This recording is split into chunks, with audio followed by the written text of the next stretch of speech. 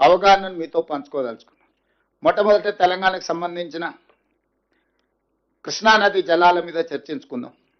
చాలా వివరాలు నీటి కేటాయింపుల విషయం నుంచి ఉమ్మడి రాష్ట్రం, ఆ తర్వాత తెలంగాణ రాష్ట్రంలో నీటి కేటాయింపులు వినియోగం మీద పెద్దలు ఉత్తమ్ కుమార్ రెడ్డి గారు పూర్తిగా వివరణ మనకు వివరించడం జరిగింది, సమాచారం ఇవ్వడం జరిగింది. వారు కొన్ని అంశాలను ఏవైతే ఇంకా ముందుకు మనం తీసుకెళ్లాలనో ఆ అంశాలను మీ అందరితో నేను పంచుకోదలుచుకున్నాను.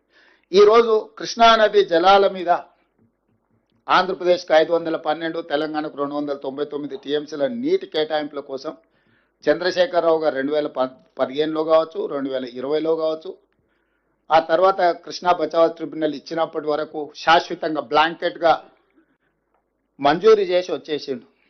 అది అయిపోయిన తర్వాత వారు బేసిన్లు లేవు, బేసిజాలు లేవు, మీరు గోదావరిలో 3000 టీఎంసీలు సముద్రంలో పోతున్నాయి, మీరు తీసుకెళ్ళండి. కృష్ణా బేసినే కాదు, గోదావరి బేసిన్ నుంచి కృష్ణా బేసిన్, కృష్ణా బేసిన్ నుంచి పెన్నా బేసిన్ వరకు, గ్రేటర్ రాయలసీమ అంటే ప్రకాశం, నెల్లూరు వరకు కూడా మీరు నీళ్లు తీసుకెళ్ళండి. ఎవరేమనుకున్నా, ఎవరికి కడుపు నొప్పి అయినా పర్వాలేదు, రాయలసీమ నేను రతనాల సీమ చేస్తానని వారు స్వయంగా ప్రకటించి, వారే జగన్మోహన్ రెడ్డి గారిని ఇక్కడికి పిలిచి ఆశీర్వదించి వారికి సూచనలు సలహాలు ఇచ్చి జీవోలు ఇచ్చి టెండర్లు చేసి అన్ని రకాలుగా వారికి సహకరించింది. సార్, వారిద్దరి అనుబంధం ఎలాంటిది అయినా అది తెలంగాణకు తీరని నష్టం. వారిద్దరి మధ్యలో ఆప్యాయత ఉండడాన్ని, అనుబంధం పెంచుకుంటే మాకేం అభ్యంతరం లేదు.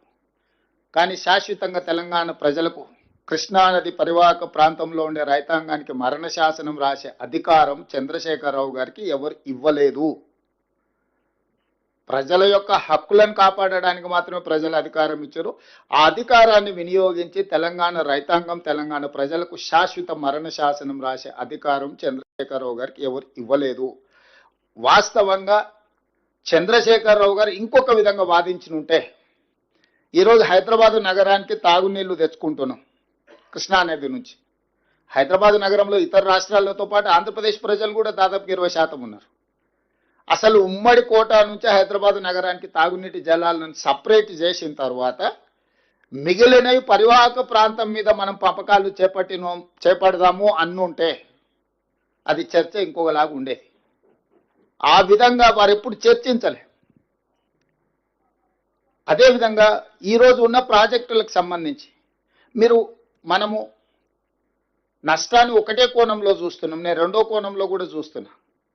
ఆనాడు ఉమ్మడి రాష్ట్రంలో 2011 ఆనాడు చిన్నారెడ్డి గారు, డాక్టర్ మల్లు రవి గారు, డికే అరుణ గారు ఉమ్మడి రాష్ట్రంలో ప్రధానంగా పాలమూరు రంగారెడ్డి జిల్లాల కృష్ణా పరివాహక ప్రాంతంలో సాగునీరు, తాగునీరు తీవ్రమైన సమస్య ఉన్నదని మాట్లాడితే ఆ రోజు ఉమ్మడి రాష్ట్రంలోనే కిరణ్ కుమార్ రెడ్డి గారు ముఖ్యమంత్రిగా ఉన్నప్పుడు పాలమూరు రంగారెడ్డి ఎత్తిపోతల ప్రాజెక్టుకు ప్రభుత్వం ఆనాడు సర్వేలకు జీవోలు ఇచ్చి ప్రాజెక్టు నిర్మించాలి, రోజుకు 2 టీఎంసీల నీళ్లు తీసుకోవాలి, జూరాల నుంచి తీసుకోవాలని చెప్పి ఆ రోజు స్పష్టంగా నివేదిక ఇవ్వండి అని చెప్పి సర్వేకు ఆదేశాలు ఇవ్వడం జరిగింది. ఈరోజు చంద్రశేఖరరావు గారు జూరాల నుంచి పాలమూరు రంగారెడ్డి ఎత్తిపోతల ప్రాజెక్టును శ్రీశైలంకు తరలించడం వల్ల జరిగిన నష్టాన్ని నేను వివరించదలుచుకున్నా. ఈరోజు అది తుంగభద్ర కావచ్చు, లేకపోతే కృష్ణానది కావచ్చు, భీమా కావచ్చు, నదులు ఉపనదుల నుంచి ఏ వచ్చినా మహబూబ్ నగర్ జిల్లాలో గద్వాల్, అలంపూర్ ప్రాంతంలో మొట్టమొదటి తెలంగాణ రాష్ట్రంలోకి నీళ్ళు వస్తాయి. ఆ నీళ్లు తెలంగాణ రాష్ట్రంలోకి వచ్చిన వెంబడే ఒడిసి పట్టుకొని తెలంగాణకు తెచ్చుకుని ఉంటే ఈరోజు ఆంధ్రప్రదేశ్ ప్రభుత్వం శ్రీశైలం బ్యాక్ వాటర్స్ నుంచి పోతిరెడ్డిపాడు కావచ్చు, హంద్రిని కావచ్చు, ముచ్చమరి కావచ్చు, మల్యాల కావచ్చు, కేసీ కెనాల్కు కావచ్చు, ఏవైనా వెలుగొండ కావచ్చు, ఏ ప్రాజెక్టులకైనా నీళ్లు మనం వదిలితేనే వాళ్ళకి దొరుకుతుండే. ఇవాళ నీళ్లు వచ్చినప్పుడు వచ్చిన దగ్గర పట్టుకోకుండా వదిలేసి మహబూబ్ నగర్ జిల్లాలో ఎంటర్ అయిన నీళ్లు తిరిగి మళ్ళీ కర్నూలు ప్రాంతం ఆ పక్క నుంచి తిరుక్కొని మళ్ళీ ఇక్కడికి వచ్చినప్పుడు ఇక్కడ పట్టుకుంటా అంటున్నాడు. కింద మీద ఉన్నప్పుడు పట్టుకోకుండా చివర పట్టుకోవడం వల్ల ఈ నీళ్లు కంప్లీట్గా రాయలసీమ ప్రాంతానికి వెళ్ళిపోవడంతో అక్కడొచ్చిన నీళ్లను అక్కడి నుంచి అక్కడనే దారి దోపిడీ చేసే పరిస్థితి ఈరోజు రాయలసీమ కానీ ఆంధ్రప్రదేశ్ ప్రభుత్వానికి ఇచ్చింది. చంద్రశేఖరరావు గారు తెలంగాణ రాష్ట్రంలోకి ప్రవేశించిన కృష్ణానది జలాలను ప్రవేశించిన ఎంబడే పాలమూరుకు, రంగారెడ్డికి, నల్గొండకు, ఇతర ప్రాంతాలకు తరలించకపోయిన ఉంటే ఈరోజు పోతిరెడ్డిపాడు కానీ, రాయలసీమ లిఫ్ట్ కానీ, మాల్యాల కానీ, ముచ్చమర్రి కానీ ఇతర ఏ ప్రాజెక్టు కూడా రాయలసీమకు నీళ్లు తరలించుకోకపోవడానికి అవకాశం లేకుండా ఉండుండే. కానీ జూరాల దగ్గర కడతారా, నువ్వు చదువుకున్నావని చిన్నారెడ్డి గారిని శాసనసభలో చంద్రశేఖరరావు గారు అవహేళన చేసి అవమానించే విధంగా మాట్లాడింది శాసనసభలో, నాకు బాగా గుర్తుంది. ఆ రోజు చిన్నారెడ్డి గారు, మీరు శ్రీశైలం బ్యాక్ వాటర్స్ నుంచి పాలమూరు రంగారెడ్డి ఎత్తిపోతల లిఫ్టులు పెట్టకండి, ఖర్చుతో కూడుకున్నది.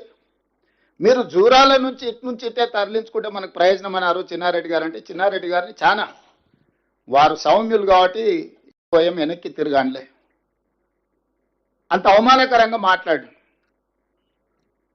వారు ఆ రోజు చేసిన సూచన ప్రకారం ఈరోజు జూరాల నుంచే మనం నీళ్లు తెలంగాణకు తెచ్చుకొని ఉంటే ఈరోజు ఇన్ని నీళ్లు కొల్లగొట్టడానికి ఆంధ్రప్రదేశ్ ప్రభుత్వానికి అవకాశమే లేకుండే. నెంబర్ 1, చంద్రశేఖరరావు గారు అహంకారపూరితమైన అవినీతితో కూడుకున్న ఆలోచనలతో చేసిన నిర్ణయాలు ఈరోజు కృష్ణానది పరివాహక ప్రాంత రైతాంగానికి, ప్రజలకు ఒక మరణ శాసనం రాసింది. ఇది నెంబర్ 1. నెంబర్ 2, ఈరోజు ఆంధ్రప్రదేశ్కి 512 టీఎంసీల నీళ్లు వాడుకోవడానికి కృష్ణా డెల్టాలో ఎక్కువ ఆయకట్టు ఉంది.